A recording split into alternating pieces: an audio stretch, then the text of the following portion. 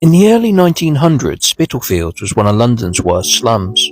This image was captured in 1901 and shows two children from one of London's most deprived areas. On the left is Lizzie Flynn, who was born in 1892, to John and Isabella Flynn. She was one of 4 children. By 1911, she was living with a widowed father in Shoreditch. In 1915, she married Robert May at St Andrews, Hoxton. Sadly, he died from tuberculosis in 1926, aged just 34. They had no children, so sadly there is no one left to remember her. Lizzie passed away in 1969, aged 77. On the right is Dolly Green, who was born in 1889 in Hoxton, London. She married Edward Moseley in 1909 at St Jude, Midway Grove. They had a son Arthur in 1912 and Lydia in 1914. Disease was rife, and both children passed away in 1915 from tuberculosis. They never had any more children, and Dolly passed away in 1959. If you think we have it tough now, spare a thought for Dolly and Lizzie.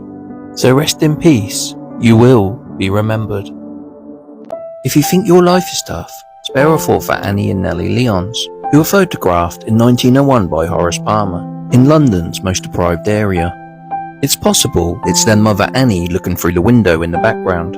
The older sister Annie was born in 1895 and Nellie in 1901. The family lived in Spitalfields, London, and they were the 6th and 9th children of Annie Daniels. Only half of Annie's children survived to adulthood. Their mother's words are recorded in the Bethnal Green Poor Law document of 1901. She said, "My name is Annie Daniels. I am 35 years old. My occupation is street seller. I was born in Thrall Street to Samuel Daniels and Bridget Caulfield. Around 15 or 16 years ago, I met William Lyons, who is 38 years old. At this time, he was living at 4 Winfield Street. He is a street hawker. The last known address for William is Margaret's Place. I have had 8 children. Margaret, born in 1888 in Belvoir Square. William, born in 1889 in Tyson Place. Joseph, born in 1891 in Whiston Street. William, born in Tyson Place, died. James died in Haggerston Infirmary.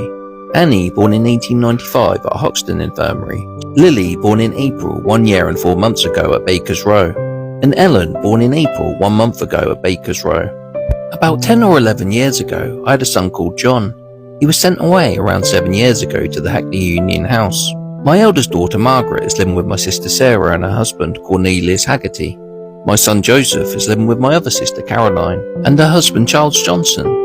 I have moved from various addresses over the last 10 years and have been lodging with my sister Mary for 3 years in Dorset Street previous to Lily's birth.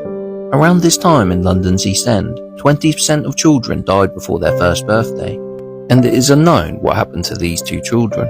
Let's just hope they live long and prosperous lives. This boy was born in London's most deprived area, and today I will tell you his story.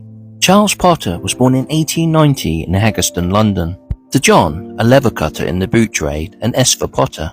In 1911 they were living at Socrates Place, New Inn Yard, Shoreditch. By now he was working as a mould maker.